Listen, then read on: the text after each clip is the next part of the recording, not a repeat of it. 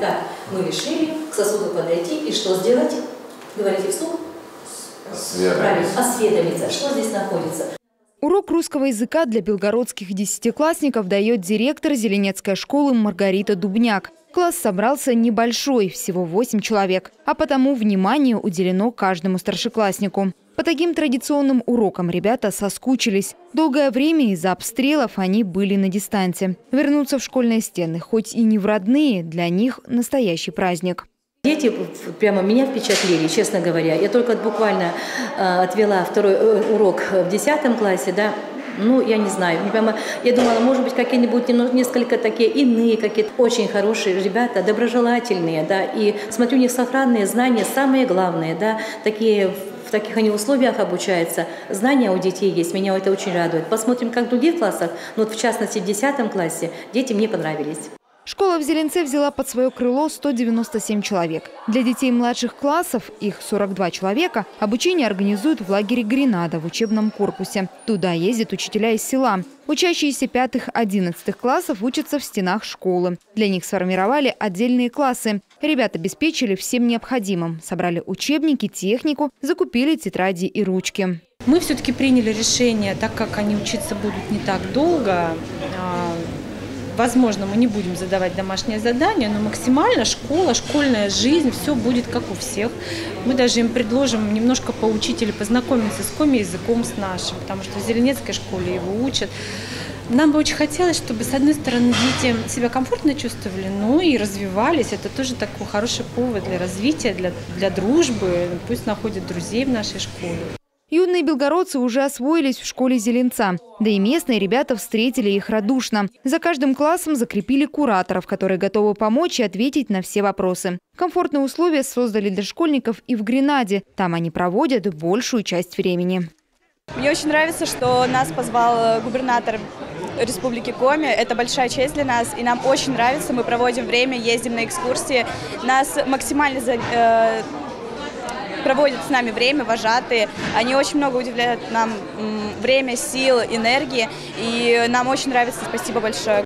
Южных ребят удивляют настоящими северными забавами. Белгородцы вставали на лыжи и катались на ватрушках, а еще знакомились с историей Коми-края. О том, чем живет республика, к слову, рассказал глава Коми. В выходные он навестил детей в Гренаде и на равных пообщался с ними. Вопросы к губернатору у детей были разные. Сколько республика добывает титана, какие трудности есть в работе губернатора и почему Коми решила принять у себя делегацию из Белгородской области. Когда Владислав Владимирович позвонил и сказал: слушайте, у меня вот такая проблема, надо ребятишек вывести в другие регионы, я сказал, знаете, как в том фильме, я готов.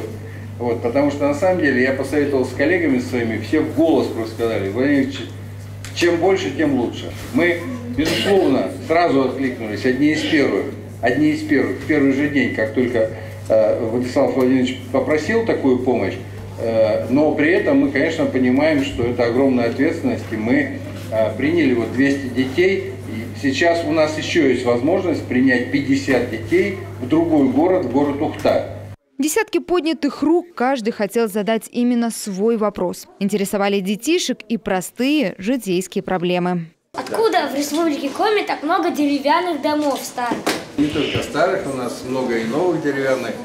А деревянные дома у нас, как я сказал, у нас огромное количество леса. Просто вот если говорить о том лесе, который мог бы уже стать домами, то у нас, просто цифра, это 38 миллион кубометров. То есть это огромное количество. И, как правило, конечно, дерево идет в первую очередь на изготовление жилища. То есть это дома и надворные постройки. Тем более, что мы очень много делаем для того, чтобы местные люди, которые живут особенно на селе, они могли построить дом собственный. Мы им помогаем и деревом, помогаем и стройматериалами, выделяем специальные средства, субсидии называется, для того, чтобы они строили дома и оставались жить на селе. В памяти республики глава Коми Владимир Уйба вручил детям подарки. Книгу об истории региона, открытки с видами на Урал, Мань-Пупунер и другие знаковые места республики. Но больше всего детишки обрадовались, конечно, сладостям. Мы тоже не могли без сладкого подарка, так же, как и вы.